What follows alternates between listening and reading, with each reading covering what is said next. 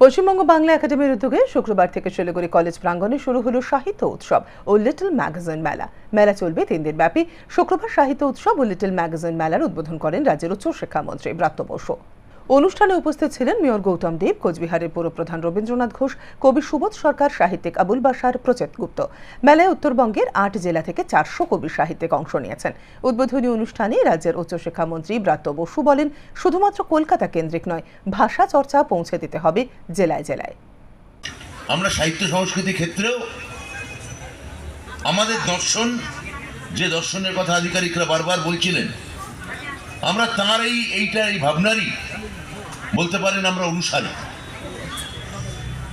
কলকাতা শহরে একাডেমি চত্বরে little magazine মেলা আমি গৌতম দাকে বলছিলাম, আর সাহিত্য উৎসব সেখানে বছরের পর বছর অনুষ্ঠিত হয়েছে।